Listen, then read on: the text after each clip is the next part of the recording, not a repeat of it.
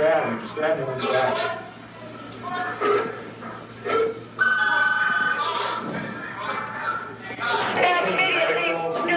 Medical on Cedar 3. Cedar. We need back-in, we need medical. We're going to need SWAT. We're going to have that man in. Do that. Let those guys in. Yeah. Duty officer, you need SWAT down here, full gear. Stephen. Duty officer, go ahead and come back again. Here. Just Johnny. Yeah. 1 and 2. Yeah. The shank went into 10.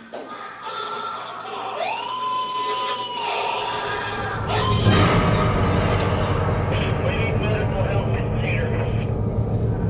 I need medical help immediately in Cedar.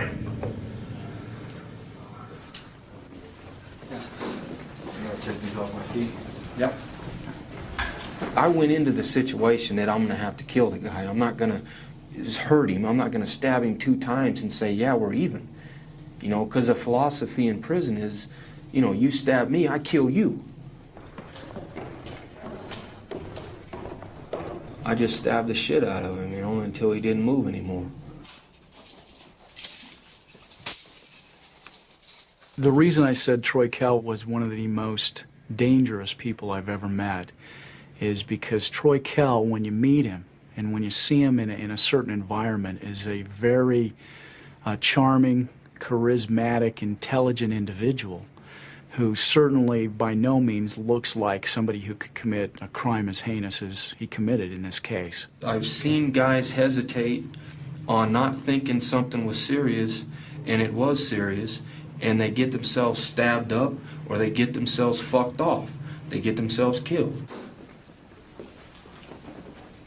All the white supremacists were going, say hi to Troy, make sure, you know, say hi, let Troy know that I said hi. And they were given the power, the white power symbol. Oh, sure. So. Well, and they like to mention that too because they want the status that's associated with him and his crime.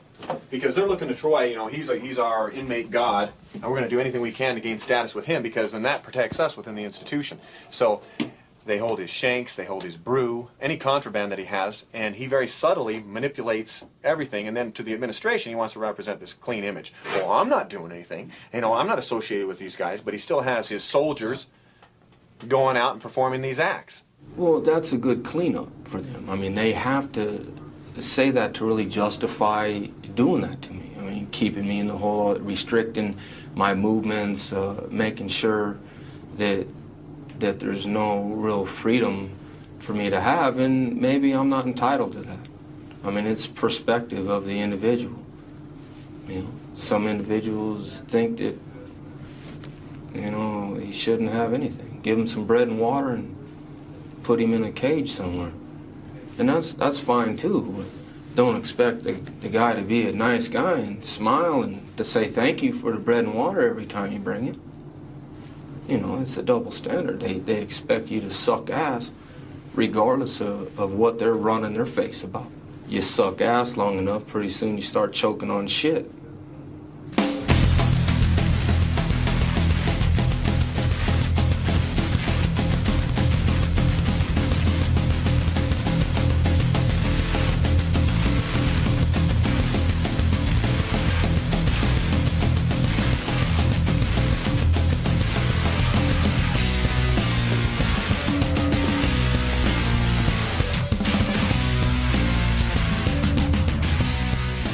A lot of my personality now is reflectant from how I was raised in the penitentiary. It desensitizes you.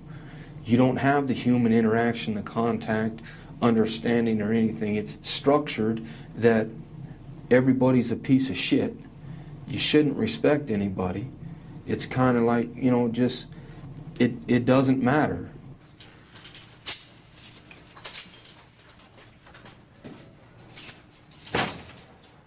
You have to realize why Troy Kell went to prison. And that being, at 18 years old, he concocts a scheme with a couple of his friends to take a young man he's never met before in his life, a young man named Cotton Kelly, take him out in the desert, take out a gun. Troy Kell takes out a gun and shoots him 6 times at close range in the face, killing him. After the killing, takes his wallet, and they go by a convenience store and buy liquor.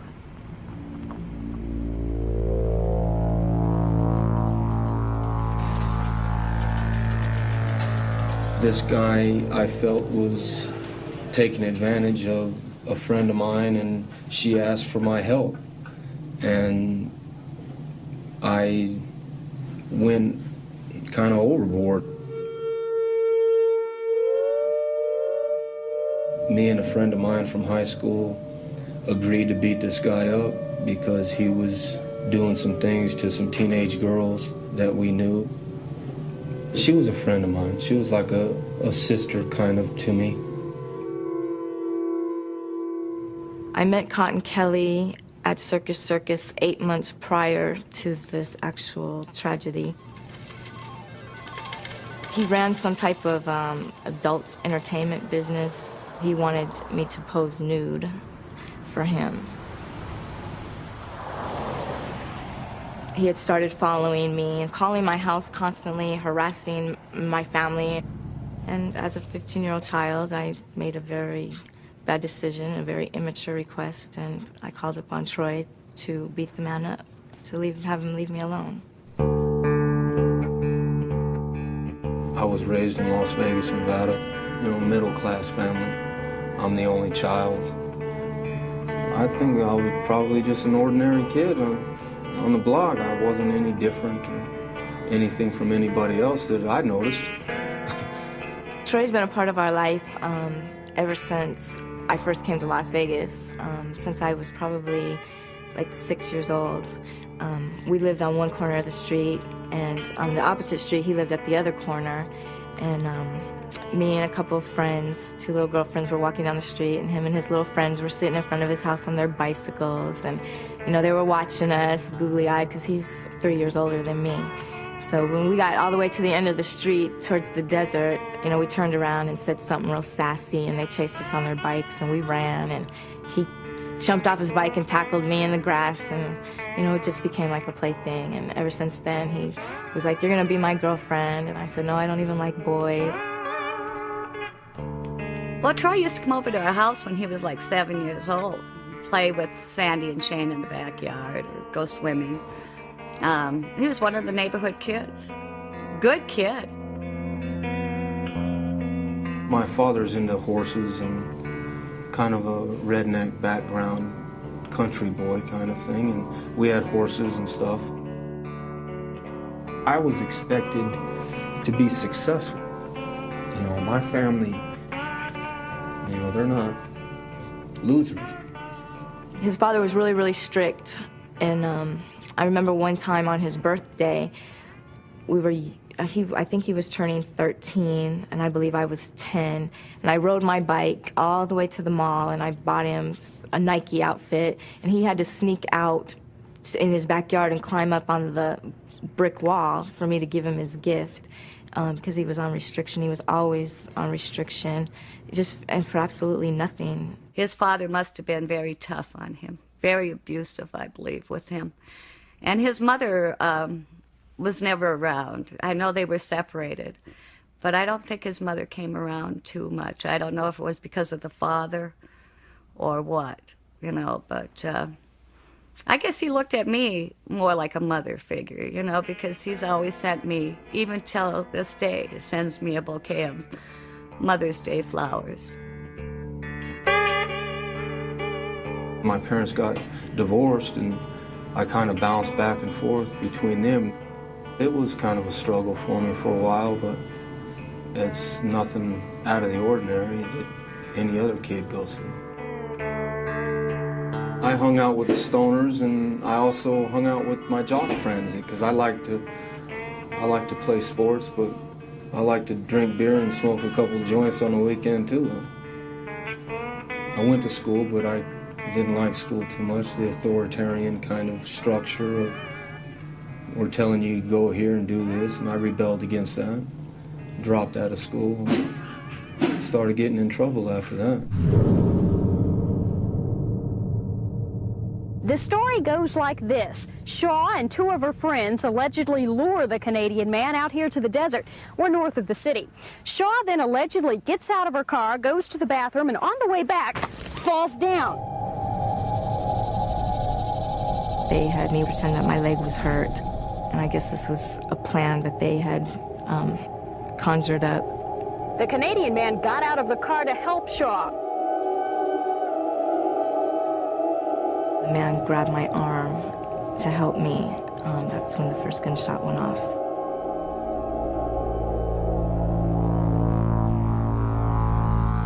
For a reason that I can't really understand, I decided to bring a gun and shoot the man and kill him.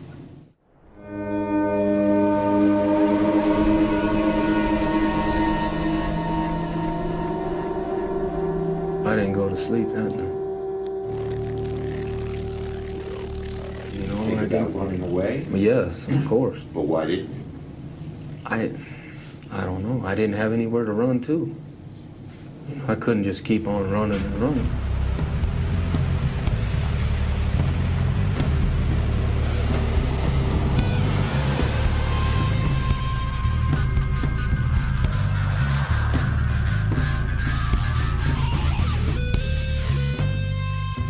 Police say this desert landscape near Rancho and Durango was the stage of a grisly show and tell this past week. Police say the three suspects spent a week going back and forth here in the desert, showing off the body to their friends. Then one of the small children who had seen the battered corpse got to feeling guilty and told police. Las Vegas Metropolitan Police Department called me at work at midnight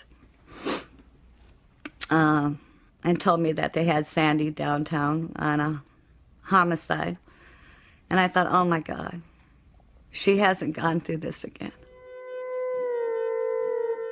When I was 13 years old, I was spending the night at a friend's house, and her stepfather went into a jealous rage and shot and killed her mother and her mother's two friends, and then killed himself.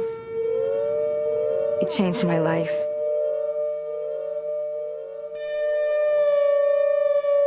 I detached myself from my emotions. I didn't have a sense of life or death. It was just all the same to me. Another episode happened to her.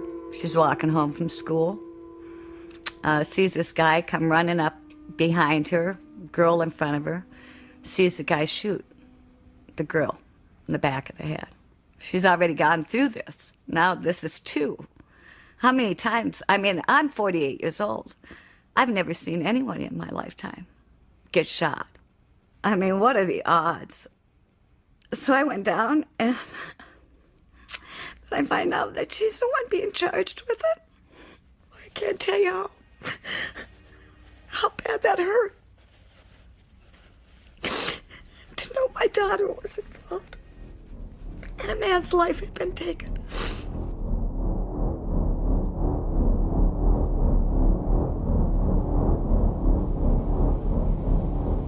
That became known as the show and tell murder.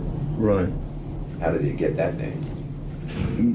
The girl was in high school at the time, and I wasn't. I had already dropped out of school.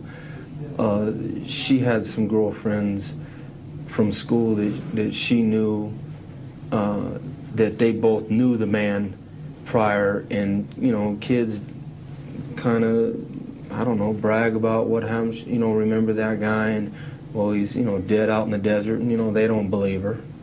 So she decided to take him out there and see the guy, and that was kind of the way it went down. The night after Cotton was shot, the next morning, I had gotten up to go to school. I didn't know if this had happened to me, or was I just thinking this happened to me. I wasn't really sure. And so I went back to the scene of the crime, and I seen it from the side of the road.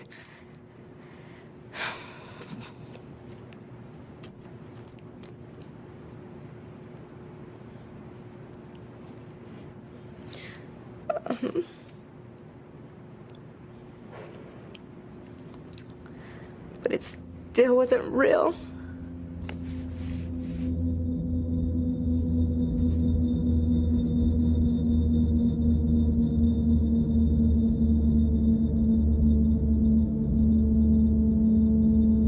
Teenager Sandy Shaw testified in her own defense today, staring only at her attorney. Shaw explained how last September, she and 2 older boys drove into the desert with a Canadian man. After the first shot, cotton moaned and hit the ground. And there was another shot, and then Bill yelled, "Get him now, Troy, get him now." And at the same time that was being said, there was 2 more shots. What did you do? There was nothing I could do. It was all behind. Everything was behind me. I was on the ground. It was all behind me. What did you do? I was screaming. At the trial, they told the jury not to allow my angelic looks to fool them, that the person I appeared to be was not who I really was, that in fact I was a cold-blooded killer.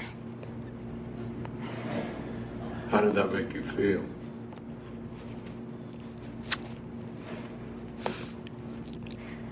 At the time, I really didn't feel anything. Through that whole time of my life, I really didn't feel nothing. How do you plead guilty or not guilty? Not guilty. And charging you with conspiracy to commit robbery, conspiracy to commit murder, robbery with the use of a deadly weapon, and murder with the use of deadly weapons. How do you plead guilty or not guilty? Not guilty. They offered me a life with the possibility of parole on a plea agreement, and being stubborn and kind of thinking I knew everything at the time, I didn't take it. I thought that 10 to 15 years was the rest of my life at 18 years old. And in reality, it's not. You know, you can start over again.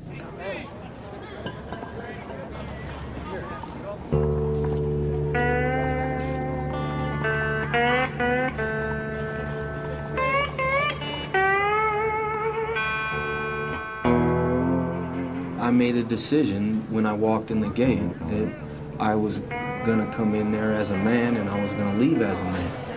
I wasn't gonna resort to things that a lot of people in my situation had to do to survive in prison. I wasn't gonna suck dick. I wasn't gonna wash people's laundry. I wasn't gonna tell on people. I wasn't gonna fall into that structure to survive in my environment. I kind of took responsibility at that time that I got myself in the situation. Now deal with it.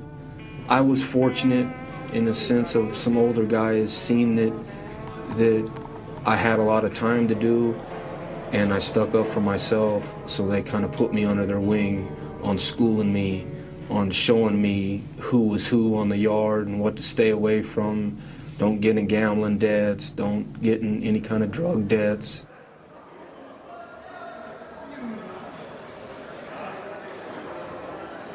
You have predators. You have homosexual predators, you have extortionists, and a whole ball of wax, and they're going to test you. One incident, I ended up getting shot and stuff like that on the yard, and with a guy that was a notorious booty bandit.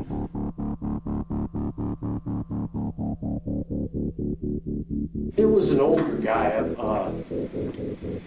a black guy, I can't even remember his name, homosexual predator. I was 19 and this guy was in his late 40s, and we were on the yard, and it came to either, you know, he says, if you want respect, you're gonna have to come and get some respect. So I had to make sure that that wasn't going to be tolerated. That meant that you battled for it.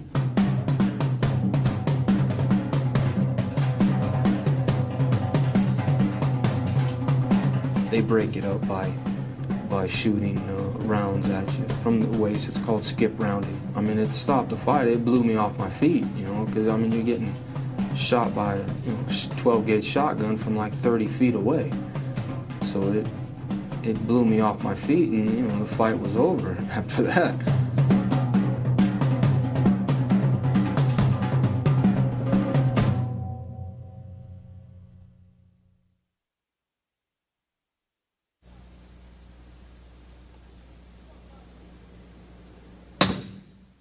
When I arrived at prison, I came to prison for forgery.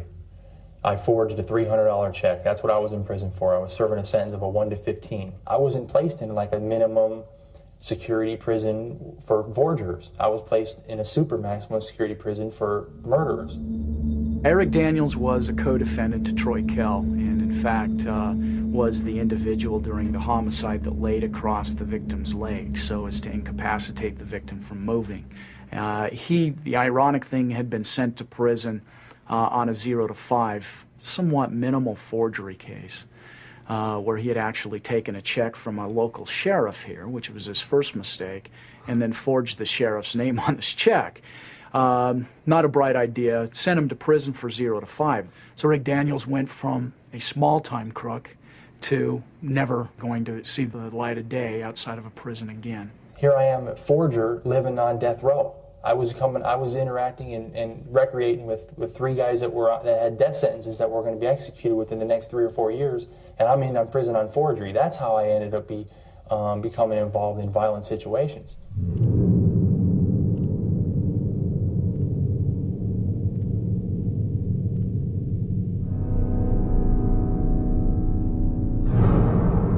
I felt my only avenue for relief was to lash out against the authority, and that's how I became involved with the riot.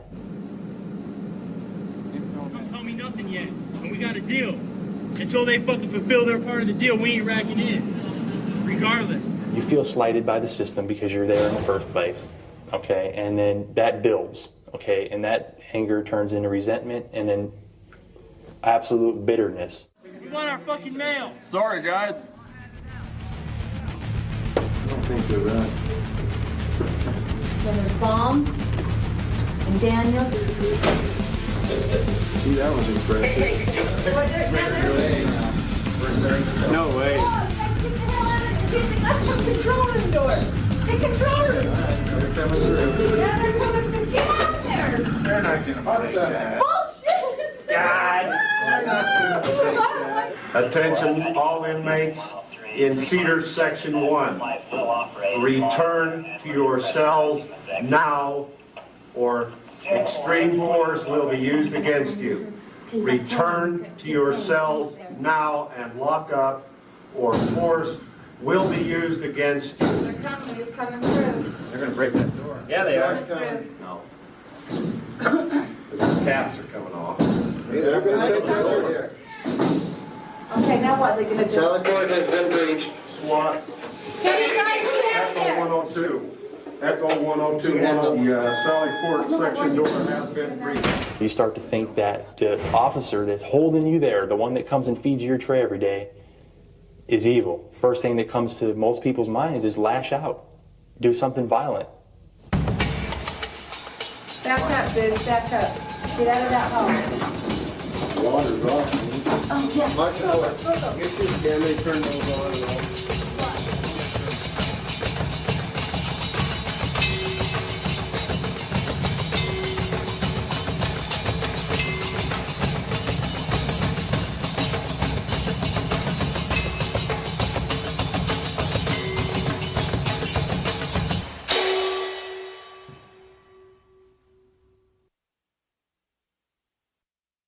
You're in your cell for so long, by yourself, you have no television, no radio, very little contact with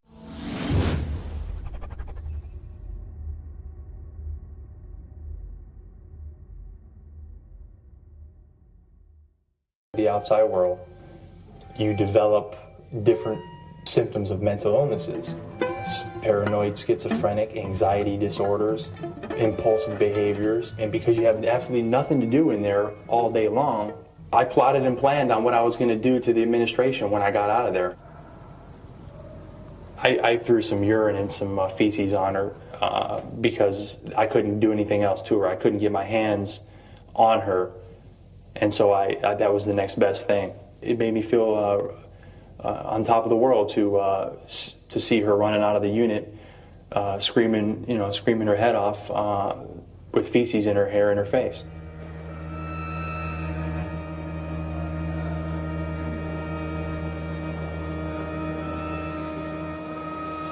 I got a phone call from some official in Utah. I don't remember his name, but I was, they just told me that my brother had been attacked by another inmate and that he was dead. And I immediately called my dad and my mom. And, you just don't want to believe it. You don't want to believe that someone that you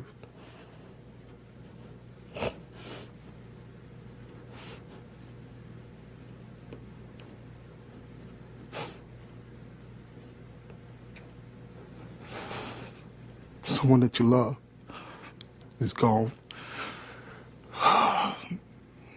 This was a victim who had a quite storied past in Arkansas, had been in trouble with the law, including armed robbery, had some violent tendencies in Arkansas, and in fact had committed some assaults on guards in Arkansas, committed assaults on inmates in Arkansas.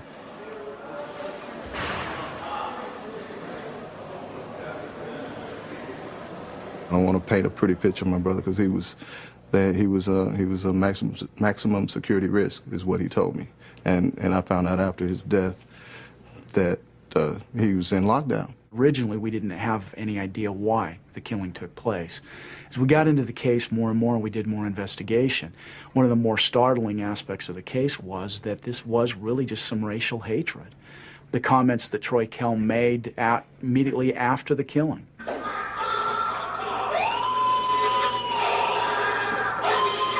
That he was really quite proud of himself, that, that this black person would no longer be around, that he couldn't talk about white women, certain comments like that, that he was really, seemed very proud of himself, that there was one less African American on the earth and that was something good. I would classify myself as a separatist. I believe that the white man should return to Europe and should have never came over here. Throughout history, if you see the Greeks or the Romans or any civilization that started, the Egyptians, that started to intermingle with foreigners, in a sense, outsiders of their racial groups, eventually they've destroyed themselves.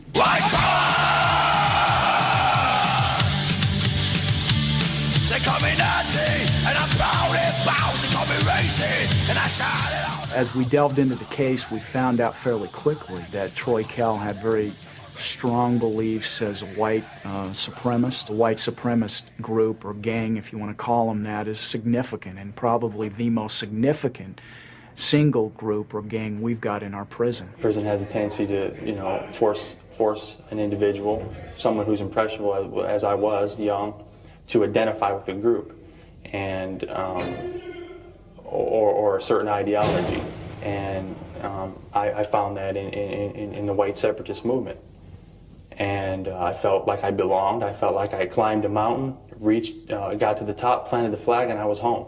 It's born out of fear.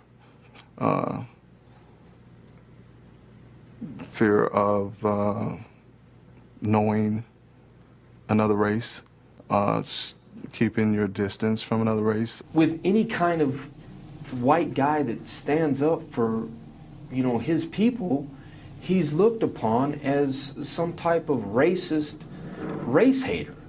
And that's not the case. In the majority of the people. Do you hate Jews? No, it doesn't concern me at all.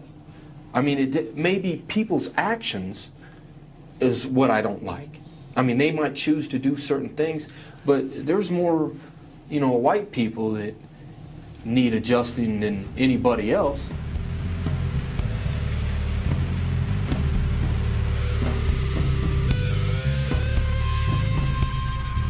In preparation for the case, and primarily the sentencing portion of the case, I went out to Nevada, where of course Troy was housed as an inmate for years.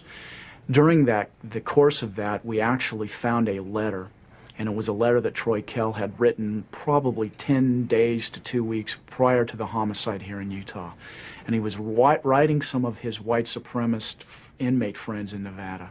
And in that letter, he talked about and actually prophesied that he was going to commit this crime in Utah. He talked about how in his terms, a nappy-headed monkey had been running his mouth, and this nappy-headed monkey was going to get his, and there's going to be pain and suffering involved in that.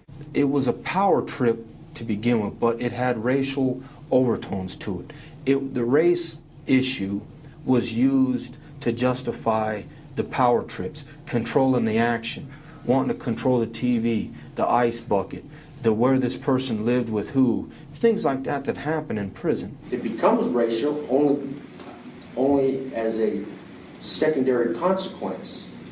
It starts off from greed and profit and control, like anything else. I had a confrontation with him verbally that derived from two other people's fight.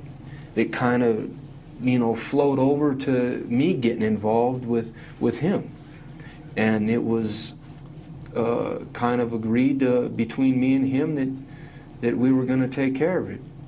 That any chance that either one of us got, that we were going to deal with the situation.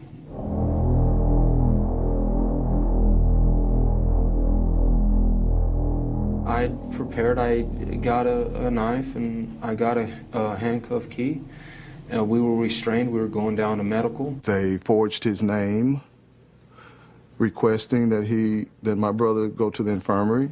I filled out what they call a medical request slip for Blackman to get him out of his cell on a particular day.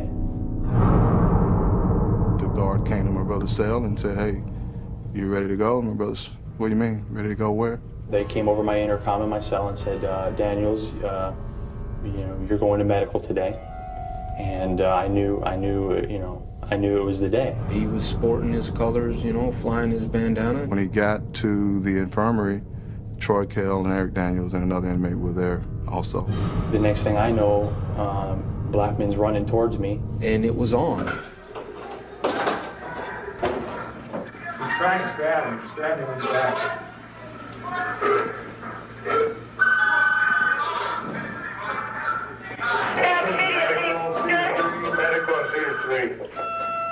I knew that it was a strong hit because of the color of the blood, and it's dark, and that's a sign that where you got an artery or a vein or something like that.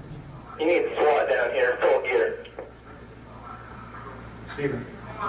Hey, officer, go ahead and come back again. Here. This Johnny. Yeah. 1 and 2.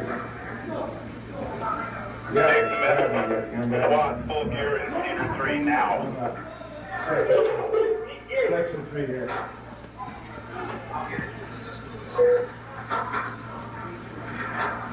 Rack in, everybody. Rack in, everybody.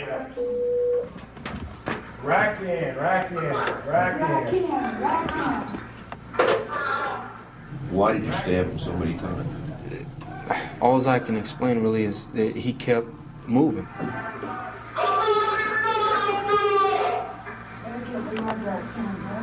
I just stabbed the shit out of him, until he didn't move anymore.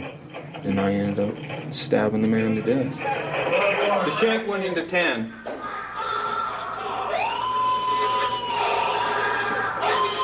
Afterwards, I felt, man, goddamn, why'd you kind of make me do that? Or I didn't weigh in the fact that he was a father or a brother or a son to anybody. I didn't see him as a human person.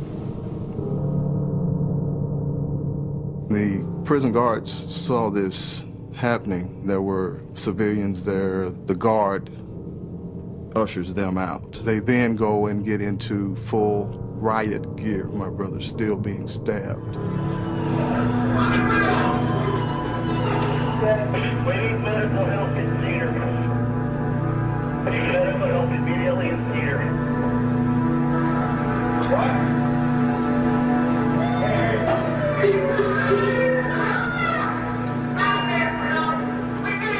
They come in, and then they grab Kell and this other guy.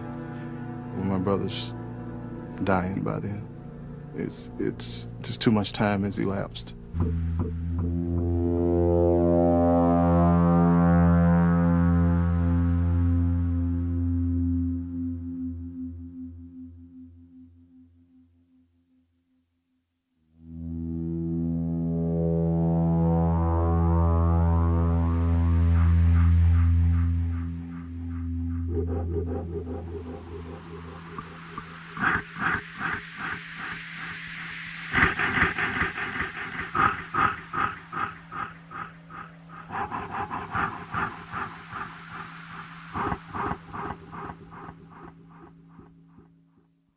I will tell you that I've never seen anything like that in my life.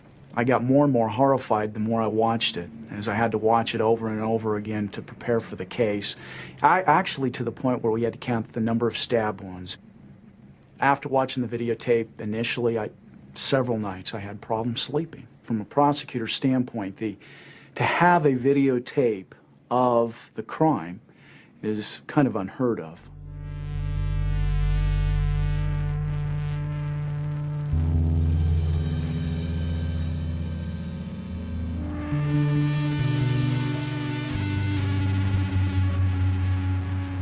My father and I went to Utah for one reason only, and that was to try to make a change. We wanted to talk to the prison officials. We wanted someone to tell us that they were going to change the procedures. That's why we went, to ensure that what happened to my brother didn't happen to another inmate. Troy Kell did take the stand. He was very articulate, very intelligent, and was able to bring up emotion, which at the time appeared to be genuine. And in fact, he addressed the victim's family, who happened to be in the audience from Arkansas. From the witness stand, he asked if, after he finished testifying, if he could talk to me and my dad one-on-one and sit down. And he said, sit down as men and talk.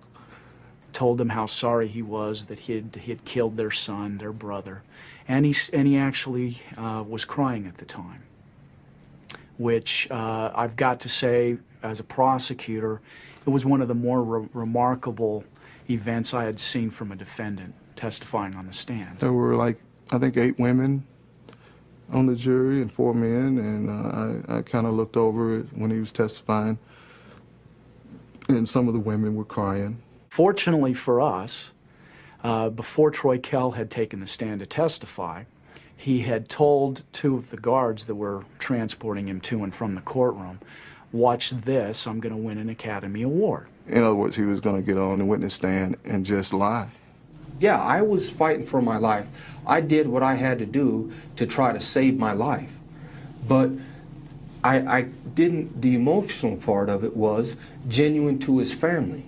Because the way I live my life, eventually somebody, if the state doesn't kill me, eventually someone will get me, you know, because of the way I live my life. It's just a part of it. And my family accepts that. And I accept that. But the thing is I would want somebody to show my father the respect that that I think he's got coming. You know, that's all I can really say about that. So, if I understand you right, you're saying that you meant what you said to that father. That wasn't an act. That wasn't fake. No, I meant what I said to him. I mean, they want to downplay it because they're fighting to win the case.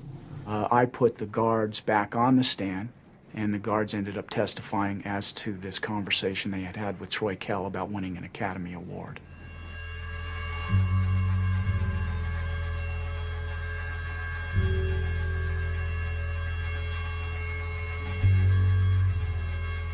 I was subpoenaed to testify at that trial. Although I wish he would have done things a lot differently, I don't know if I can, I can't pass judgment upon him for the things he's done. I don't agree with the things he's done. I don't like the things he has done. But I cannot judge him for the things he has done because I don't live like he lives, and I don't walk in his shoes, and I don't feel what he feels.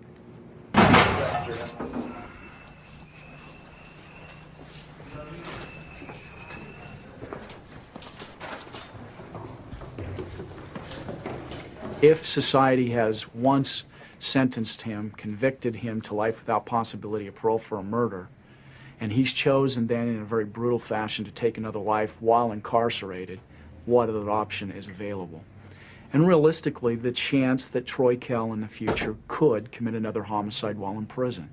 And I think that was probably the most weighty thing that ended up in the jurors voting for the death penalty. I don't think the death penalty works. You know, there are people who's on death row, and you know, we just recently had some. McVeigh was put to death. Does that stop terrorism? I don't think it will. Does it stop people from murdering and killing and raping? I don't think it will. You know, some of my coworkers say, "Hey, well, he won't do it again." Well, sure, but that doesn't deter others. There's no punishment on this earth that's going to even come close to what Kell will face when he meets God. That's my personal belief. You can kill him 20 times over, and it won't even come close to what he will suffer in the face of God.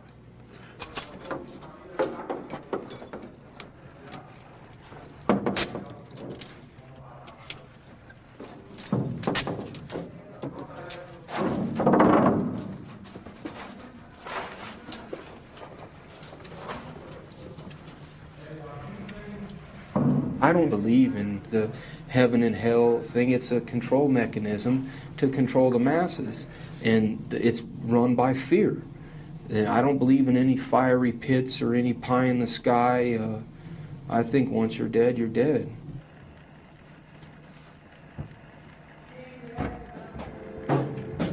And when my life is over, for you this song I'll sing.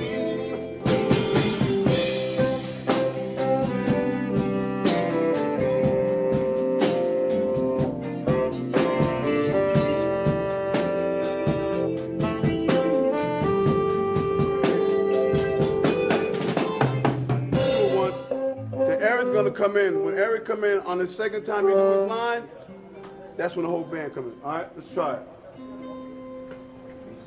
You got a line sign? No.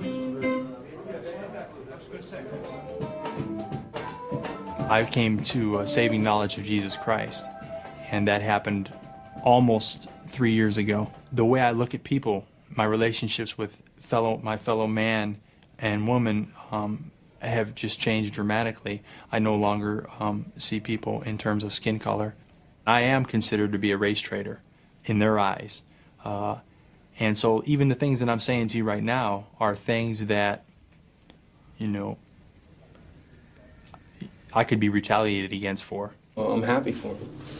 And I hope that he can turn his life around. I'm sorry for fucking his life off. Mm-hmm. Troy would be, on a spectrum, he would be the extremist. I honestly believe that if Troy was to ever get out of prison, he'd be, you know, blowing up buildings and stuff. I mean, you know. You mean like a Tim McVeigh or a militia movement, or? Yeah. And I probably would have too, to be honest with you, if I'd have gotten out of prison. That's the self-destructive path that I was on.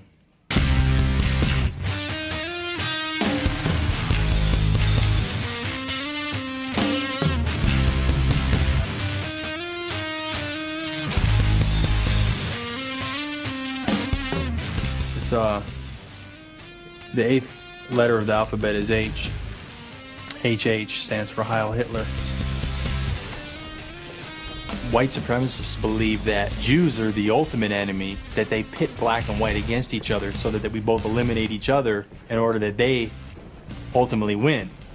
And that's the whole philosophy in a nutshell. Yeah, the banks, the media, they subliminally inject thoughts and opinions into people's minds, and those opinions are all favorable for the Jewish agenda and all that nonsense. And the thing is, I see it now as nonsense, but I'm telling you, I bought into it. I think that there's some merit to that if you look at the people that are calling the shots. And I think it's definitely not coincidental. I mean, they look out for their own. I mean, they've been through some hard damn times in the history of the world, and they're entitled to do that. And it's a power trip. It's all it is. It's a structure. Do you believe the Holocaust happened, or do you believe these revisionists who said it never happened? It's just a bad rap on the Third Reich. To the magnitude that they say, no, because there's no mention. It's only the numbers don't match up to the claim of what they're saying of the Holocaust. Yes, I believe it happened. There was a war going on, and he told them what they were going to do, what he was going to do, 10 years before he even started doing it. It's seek and destroy. That's the way it was, conquest. That's what was happening. I mean, it was. That's just the way it went. I mean, that's how nations were built, was by force.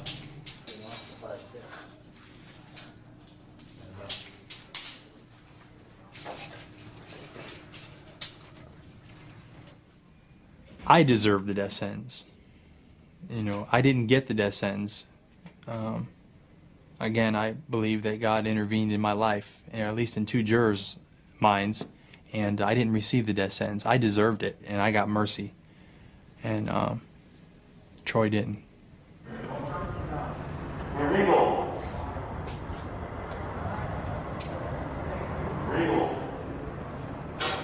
I've only been here for one execution, and it happened to be the firing squad.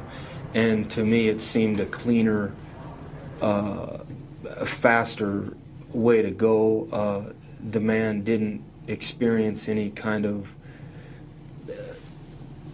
because they think it's like a medical thing. I got a problem with the way. I don't have a problem with the death penalty. Okay, it's in the sense of that's the penalty. But when they try to, make it like a medical procedure, like they're going into like an operation or something like that, show it for what it is. You're killing a guy, regardless of the justification. We can all justify our actions in one form or another. The fact is, you're killing a guy. So show it for what it is. That's what it is. I think they should take it down to the Delta Center and show the public what exactly is going on. When he first entered the system, he was 18 years old. He was a handsome man. He was an intelligent man. And I remember him telling me, I'm entering as a man and I'm going to remain a man.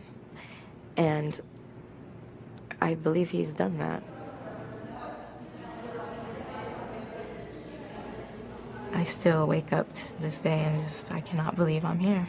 This is what my life has amounted to. I have spent over half my life in prison. My adult life has been in prison, And it's just really hard. And sometimes I wonder, will I ever get a driver's license? Will I ever get to go buy furniture for, a house? Am I ever gonna,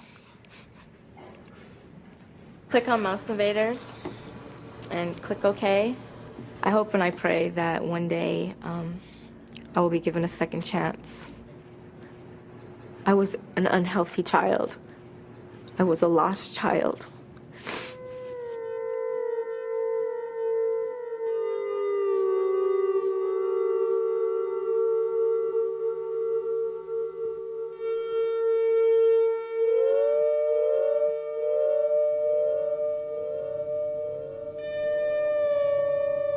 How much longer do you expect to be alive? I don't know. I can't even answer that question. I can't even answer that question. I don't know. I really don't know. I hope a long time, but I go through that all the time. So I don't know. You go through what all the time? I go through with making the decision of, living through this shit or not. Because I fucked my life off. So, I've been pissed off since I've been 18 years old.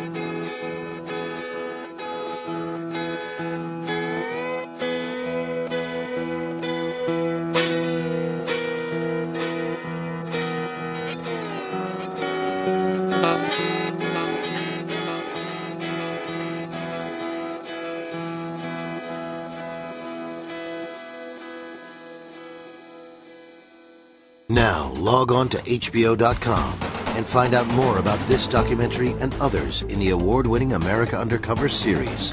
Informative, interactive, intriguing. America Undercover at HBO.com.